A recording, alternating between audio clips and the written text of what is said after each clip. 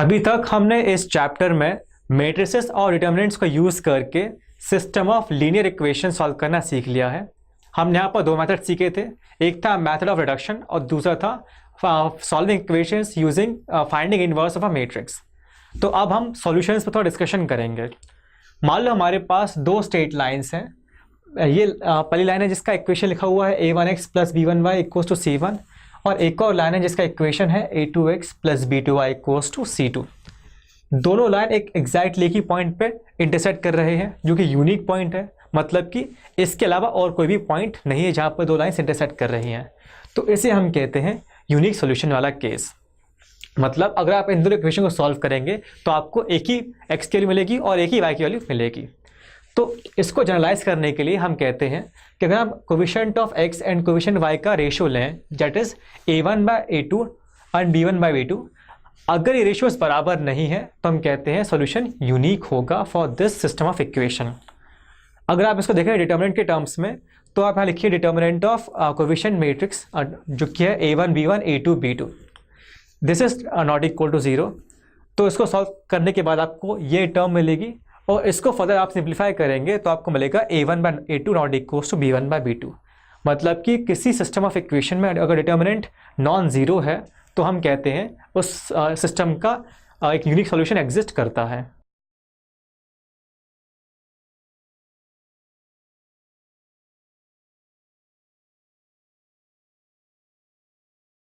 मान लो अगर ये दोनों लाइंस पैरेलल हैं तो उस केस में लाइंस कभी इंटरसेक्ट नहीं करेंगी, मतलब कि लाइंस इन इक्वेशन का कोई भी सॉल्यूशन एग्जिस्ट नहीं करेगा।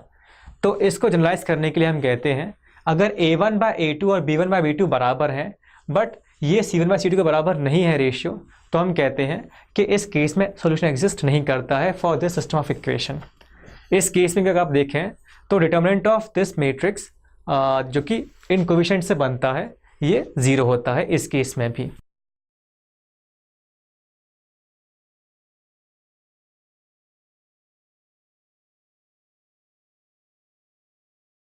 थर्ड केस में हमारे पास मान लो दो कोइंसिडेंट लाइंस हैं। इसका मतलब ये हुआ कि लाइंस एक दूसरे को इनफाइनाइट टाइम्स पे इंटरसेक्ट कर रही हैं, विच मीन्स बेसिकली दोनों लाइंस सेम लाइंस हैं। तो इस केस में इक्वेशन के सॉल्यूशंस इनफाइनाइट होंगे। तो इस केस को जनरलाइज करने के लिए हम कहते हैं कि अगर कोएफिशिएंट का रेशियो यानी कि a1/a2 b1/b2 और c1/c2 ये तीनों रेशियोज बराबर हैं, तो इस केस में इक्वेशंस के सॉल्यूशन इनफाइनाइट होंगे, और इस केस में भी डिटर्मिनेंट ऑफ कोएफिशिएंट मैट्रिक्स 0 होगा। तो यहाँ से हम ये चीज़ कंक्लूड कर सकते हैं कि अगर determinant of coefficient matrix non zero है तो इस केस में यूनिक सॉल्यूशन एग्जिस्ट करेगा, और अगर डिटर्मिनेंट ऑफ कोएफिशिएंट मैट्रिक्स 0 है तो उस केस में या तो इनफाइनाइटली मनी सॉल्यूशंस एग्जिस्ट करेंगे या फिर नो सॉल्यूशन या फिर कोई सॉल्यूशन एग्जिस्ट नहीं करेगा। तो यहाँ से हम एक और चीज़ कह सकते हैं कि अगर सॉल्यूशन एग्जिस्ट करता है तो हम कहते हैं सिस्टम ऑफ इक्वेशन को कंसिस्टेंट करते हैं, और अगर सॉल्यूशन एग्जिस्ट नहीं करता है तो सिस्टम ऑफ इक्वेशंस को हम इनकंसिस्टेंट कहते हैं। तो इनफाइनाइट वाला केस और यूनिक वाला केस कहलाता है कंसिस्टेंट सिस्टम ऑफ इक्वेशंस।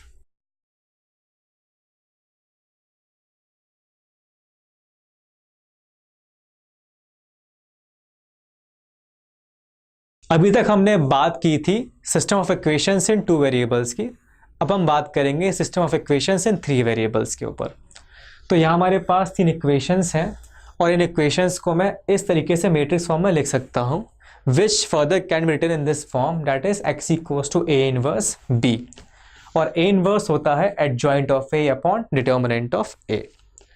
अब अगर इस एक्सप्रेशन में determinant of a non zero है तो हम कहते हैं यूनिक सॉल्यूशन एग्जिस्ट करता है फॉर दीज 3 इक्वेशंस, और अगर डिटर्मिनेंट ऑफ a 0 है तो हम कहते हैं कि हमारे यहाँ पर दो केस बनेंगे। पहला केस ये है कि adjoint of a into b एक नल मैट्रिक्स नहीं है, तो इस केस में हम कहते हैं कि कोई भी सॉल्यूशन एग्जिस्ट नहीं करता है। ऐसा क्यों?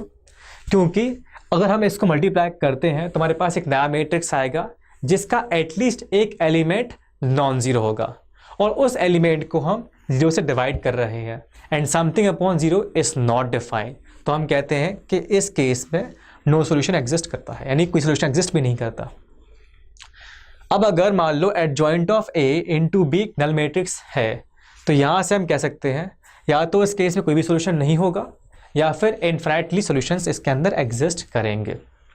तो ये वाला केस हो गया कंसिस्टेंट, ये इनकंसिस्टेंट है, और ये मे बी कंसिस्टेंट और मे बी इनकंसिस्टेंट वाला केस है। तो इस तरीके से हम डिस्कशन करते हैं सॉल्यूशंस के ऊपर।